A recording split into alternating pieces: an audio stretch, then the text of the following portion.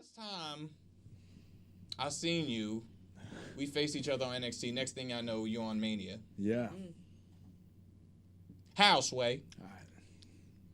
Dude, How did that day? Talk about that day. that whole day, well, actually, I remember I was doing like a leg workout on like a football field. Of course you were. You know, of course. Austin Theory's always working out. But, yeah, they called me and they were like, hey, we want you to come film main event. And then I was like, okay. So I get there and the main event the actual match gets cut. So now I'm just like, all right. They're like, just come back tomorrow and film it. And I'm like, okay. So show up the next day, film main event.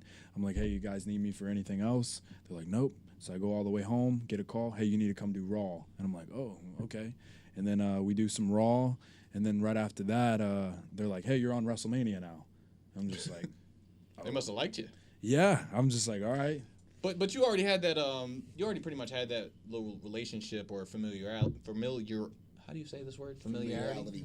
Familiarity. That kind of messes me up. Yeah. Familiarity. Familiarity Yeah. with Paul Heyman when you did the arena show in Philly for the WWN and Evolve title. Yeah. So talk about your meeting up with Paul Heyman then. Yeah, it's so funny because when we did have that, that show on the Independence and Paul Heyman showed up, he told me before he left, he said, I'll be seeing you very soon. And I didn't know that would be WrestleMania 36. So, yeah, but, people ask me, like, how'd you feel? Like, were you nervous? But honestly, man, I feel like you get nervous when you have time to, there it is. Wow.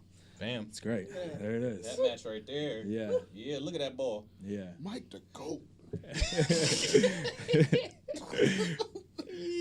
But yeah, man, like people were asking me, or like, are you nervous for this? Like, but it happened so quick. I didn't really have time to get like all like worried and oh man, what if this goes wrong? What about this? Like, there just was no time to think. It was like, yo, just go do what you know.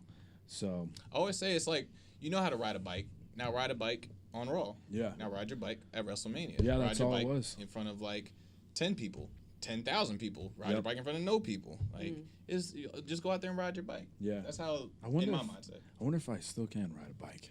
When was the last time you rode a bike? God. Can you fit on a bike? I mean, I know you can lift a bike, but can you ride it? I don't know, man. I think that's like that's not me on a bike, but No. maybe we have that. Maybe we can we show me on a bike? So, but yeah, man, like I was just always somebody that I still tell people to this day I'm just that kid that never grew up, and they're like, how does it feel? Like, even when kids ask me, I love it. They're like, how does it feel to be on Raw? How does it feel to be on WrestleMania now? I'm like, exactly how you would feel if you got told right now that you were going to be on. Yeah, I think it's good to still keep that feeling. That means there's still magic in what we do. Exactly, yeah. And when you lose the magic, you might as well not do it anymore. Right. That's when you got to take yourself away from it. As long as you keep that magic, man. Like, in anything, music, you got to keep that magic. Mm-hmm. Absolutely. Yeah. Because when you start seeing the magic tricks, you're like, this isn't it's not as special anymore. Yeah. But yeah, man, when I was 8 years old, I seen wrestling for the first time, and from that point on, I was like, yo, I'm doing this. And I had people all the time say, when you're about 16 or 17, like, you're going to grow out of it. And I was like, yo, I feel the same as I did when I was 8, even now, like I don't know, it's always made me feel comfortable. Like, I remember I was never somebody that traveled out of state alone. And when I started doing that, because on the independents, that's what you do a lot. I mean, obviously in WWE you do, but when you're doing it on your own and you're not signed anywhere, you got to make the sacrifices and go all the different places and stuff. So for me, I was like, yo, I wonder how this is going to feel, like, not being around my family. Like, am I going to feel, like I need to go back home, but this is really what I want to do. But I remember, like, specifically, I think it was one of my first shows. It wasn't too far from home, but it was North Carolina.